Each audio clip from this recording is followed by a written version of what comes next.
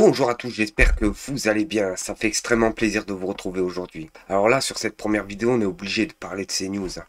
C'est hallucinant, c'est de pire en pire en fait. On a Sabrina Majebeure qui explique pourquoi il n'y a pas de balles dans les cités, dans les quartiers de France. La réponse, parce que c'est un permis de violer si vous êtes considéré comme une fille facile. Les amis, on regarde la vidéo et on fait une petite réaction. Gilles William a posé un diagnostic judiciaire. Moi, j'aimerais bien poser un diagnostic culturel. Pourquoi n'y a-t-il pas de balles dans leur quartier ? Pourquoi n'y a-t-il pas de mixité entre les filles et les garçons dans leur quartier ?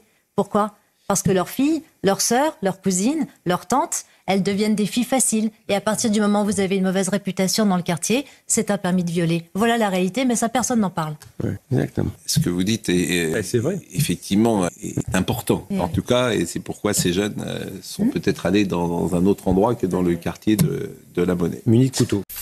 Bon, sur cette vidéo, on va se tourner vers Becker News qui envoie un tweet qui nous explique que la France, depuis sa colonisation par les sociaux, on enseigne aux enfants de 10 ans à haïr les musulmans et les Algériens. Comment ? Avec comme livre de vacances une réécriture moderne, Raslar, du livre La Belle. Je le redis, il s'agit d'élèves de 10 ans pour une lecture en famille, sans décodage d'un second degré, de l'ironie. Moi, je souhaite que les élèves puissent passer des bonnes vacances avec des messages simples et sans doute dans le cadre de l'école. Est-ce qu'il n'y avait pas un problème religieux également, de perception religieuse, puisqu'apparemment on y voit, je ne sais pas si c'est la bête qui mangerait du porc alors qu'il est supposé être de confession musulmane ou qui boit. Est-ce que cela aussi aurait pu, de votre point de vue, je ne sais pas, heurter les certains Non, je élèves. pense que c'est, enfin, vous savez, c'est une réécriture moderne, effectivement, où on a un père de famille qui arrive d'Algérie, les musulmans, qui doit commettre des fraudes, qui se fait contrôler par les policiers. Qui peut arriver. Voilà, vous voyez cette réinterprétation. Peut-être que dans un cadre avec des professeurs, on peut expliquer ce second degré, mais je vous dis, c'est un livre qui a vocation à être lu en vacances avec sa famille et sans ce décodage de ce second degré, qui est sans doute bien dans un cadre, mais pas pour le livre de vacances. Et là les amis, on va se tourner vers le député de la France Insoumise, Antoine Léaumont, qui nous explique. J'ai dû poser la question 3 fois à monsieur Darmanin pour qu'il me réponde mal sur les menaces qui pèseront sur les agents pénitentiaires et leurs familles à l'extérieur de leur super prison. Je répète, concentrer des narcotrafiquants au même endroit, c'est concentrer les risques. Sur cette idée des prisons de haute sécurité, j'ai bien compris que les arguments que nous vous avions donnés sur l'aspect respect des droits humains, finalement, vous intéressent bien peu. Je trouve ça inquiétant sur ce que ça dit de notre société, mais j'ai compris que c'est pas avec ces arguments-là peut-être qu'on vous convaincrait. Peut-être vous convaincra-t-on avec la question de la corruption. Je vous ai dit, monsieur le ministre, lorsque je vous ai vu au ministère, que, à mon avis, ces prisons de haute sécurité allaient poser un risque corruptif majeur. Et vous m'avez dit, mais non, nous allons mettre en place des dispositifs à l'intérieur des prisons pour faire en sorte que les agents pénitentiaires ne soient pas soumis au risque corruptif. Vous m'avez dit on va faire des équipes de 2. Je vous ai dit qu'à mon avis il fallait faire des équipes de 3 pour diminuer encore davantage les risques corruptifs. Et puis vous m'avez dit aussi que vous alliez faire tourner les équipes. Et je vous ai posé une question à laquelle vous n'avez apporté aucune réponse. Je vous ai dit, à l'extérieur de la prison, qu'avez-vous prévu ? Rien. C'est-à-dire que vous allez concentrer au même endroit des personnes dont on pense, parce que pour l'instant elles ne sont que suspectées, dont on pense qu'elles seraient des grands trafiquants de stupéfiants, c'est-à-dire des personnes qui concentrent dans leurs mains des moyens financiers considérables. Et à la sortie de la prison, nous savons très bien que les mécanismes corruptifs peuvent agir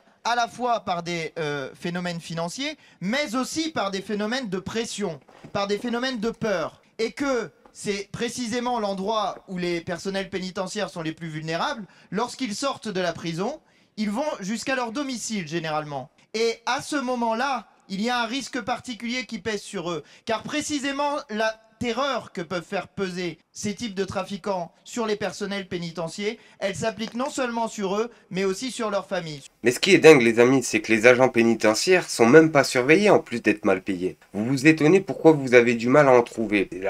C'est la cause. Si l'agent pénitentiaire doit surveiller 24 heures sur 24 des énergumènes violents, menaçants, des parrains de la pègre, vous pensez bien qu'il pourra pas faire son boulot comme il faut, ce qui est logique. Maintenant, si on a la justice, le gouvernement, qui se met un peu un coup de pied au derrière et qui commence à protéger et mieux payer ses agents pénitentiaires, vous pensez bien qu'ils feront mieux leur boulot, ce qui est logique. Sur ce sujet-là, j'aimerais vous entendre, monsieur Darmanin, et sinon, nous n'avons pas confiance et nous supprimerons cette disposition. Je vous ai posé une question très précise, monsieur le ministre, sur la question de la corruption et sur la question des menaces qui pèsent sur les agents à l'extérieur de la prison. Vous n'avez pas répondu et je pense que pour éclairer l'Assemblée nationale, particulièrement compte tenu d'un certain nombre de remarques qui ont été faites, je pense qu'il serait utile que vous répondiez à ma question. C'est quand même fou les amis, je suis obligé de couper. Alors, dans ce pays, on peut se permettre de protéger des journalistes, c'est bien, des présentateurs TV comme Cyril Hanouna avec la justice, avec l'argent des impôts, avec notre argent. Par contre, protéger des agents pénitentiaires, et on en a besoin, je vous le dis les amis, on en a besoin, faut voir les Gremlins qu'il y a en prison. Eux par contre ils sont pas protégés, ils sont mal payés, c'est grave, franchement c'est gravissime, c'est gravissime. Ce qui nous explique le député de la France Insoumise, c'est qu'en plus en fait de les jeter en prison, là comme des vieilles chaussettes, on les surveille pas juste après, voilà on les laisse. Du coup, c'est normal, les amis qui vont recontinuer leur histoire. Vous pensez bien qu'il y a une personne qui fait 2000 € la journée et il fait 5 ans, 6 ans de prison. Derrière, quand il sort de prison, bah c'est reparti, hein, je vous le dis tout de suite. Sauf si on le remet au boulot, on le remet dans le goût du travail, dans le goût de la France. Moi, je sais pas. Le goût d'aimer son pays, tout simplement. Et pas d'emprisonner des personnes n'importe comment, et derrière ça, pas s'en occuper. Et après, vous vous étonnez pourquoi en France, les prisons sont considérées comme l'école du crime. Faut pas s'étonner les amis. Que faites-vous pour protéger les agents de ces prisons à l'extérieur de la prison qui vont précisément être le plus potentiellement mis en danger par les narcotrafiquants à l'extérieur de la prison? Vous n'avez pas répondu et je pense qu'il serait indispensable pour éclairer la représentation nationale que vous le fassiez. Article 24 de la Constitution sur le contrôle de l'action du gouvernement. Vous n'avez pas répondu. Vous avez parlé de la protection des agents. Je vous pose une question sur le sujet, vous ne répondez pas. Monsieur le ministre, souhaitez-vous répondre? Merci Madame la Présidente. Si cela peut permettre à Monsieur Léaumont de pouvoir poursuivre le débat, je répondrai bien volontiers. Je vous ai répondu quand on s'est vu. Monsieur... Alors il n'y avait pas d'autre témoin que votre collaborateur et ma collaboratrice, Monsieur Léaumont.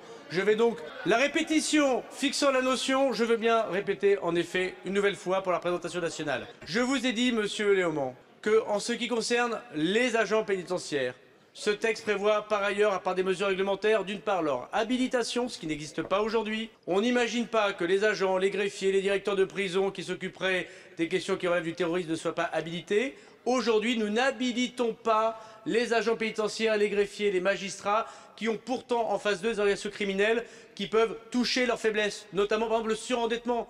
Quand vous êtes un agent pénitentiaire surendetté, la tentation est très importante d'accepter, et c'est humain même si ça doit être évidemment contraire à la déontologie, d'accepter 10 000 ou 15 000 € pour faire entrer un téléphone portable. Donc d'abord, pour les protéger, nous allons les habiliter. Et nous retirerons les agents de ces prisons si nous constatons que l'habilitation correspond à un mensonge ou à une faiblesse, et ils travailleront dans un autre pénitentiaire. Moi, ce que je trouve dingue et bizarre, je vous le dis la vérité, c'est qu'à chaque fois, en fait, ils commencent à se bouger les fesses, légèrement bien sûr, quand on cible la chose, en fait, quand on leur dit vous faites mal la chose. C'est pas de maintenant qu'ils sont là, ces personnes-là. Ça fait 6 ans qu'ils sont là. Ça fait 6 ans qu'ils sont là. Et il n'y a rien qui a changé. Ça s'est empiré, ça s'est empiré. Je vous le dis, les agents pénitentiaires font mal leur boulot parce qu'on les paye mal, mais surtout parce qu'on les protège pas. Ils sont laissés à l'abandon. À notre établissement pénitentiaire avec des gens moins dangereux. Le deuxième sujet, c'est le fait que ces agents ne font pas plus de 6 mois dans chaque aile de détention.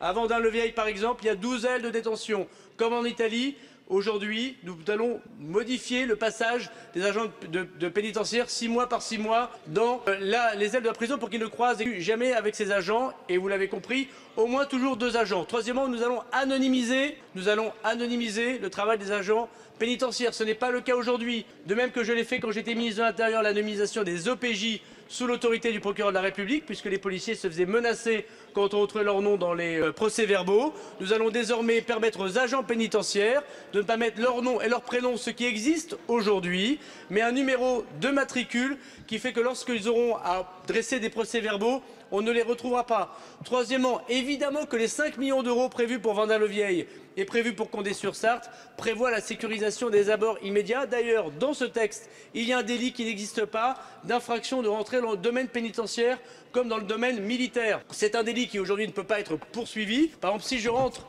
sur un parking de Vendin-le-Vieil et que je reste sur ce parking, le procureur de la République les agents de police ne peuvent pas interpeller et poursuivre cette personne. Demain, il y aura une infraction qui permettra d'interpeller et de poursuivre cette personne. Quatrièmement, il n'y a pas de caméras de vidéoprotection. J'imagine que c'est ce que vous demandiez. C'est donc une bonne nouvelle que la France Insoumise demande des caméras de vidéoprotection. Il n'y a pas de caméras de vidéoprotection dans les abords. Non, mais sérieusement, il n'y a même pas de caméra pour les protéger. Vous trouvez ça normal?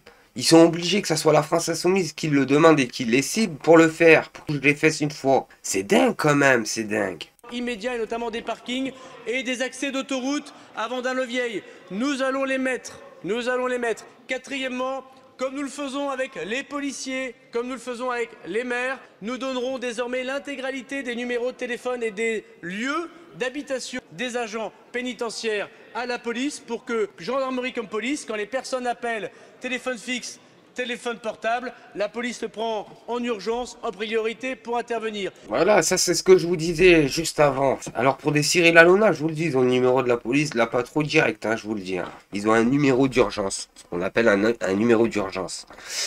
Tous les présentateurs télé en France, pratiquement c'est la même chose. Hein. Voilà, en cas d'embrouille, en cas d'histoire, vous inquiétez pas, ils ont un numéro d'urgence, via le ministre, via la politique actuelle. Par contre, un agent pénitentiaire qui travaille pour la justice, pour l'État, pour la France, et pour les Français en général, par contre, lui, il peut aller se gratter. Voilà, il peut aller se gratter. Et puis il y a d'autres dispositions, monsieur Leaumont, que j'ai évoquées avec vous et que je ne peux pas évoquer pour des raisons de sécurité évidentes. N'ayez aucun doute, monsieur Leaumont, n'ayez aucun doute que nous essaierons au maximum de protéger les agents pénitentiaires. Il est vrai... Allez-y, monsieur le ministre. Merci, madame la présidente. Il est vrai que policiers, gendarmes, douaniers, agents pénitentiaires... Excusez-moi, monsieur le ministre, s'il vous plaît. On écoute, pardon. Excusez-moi, monsieur le député. Je vous demande aucun commentaire sur la présidence. Vous n'avez pas à remettre en cause la présidence.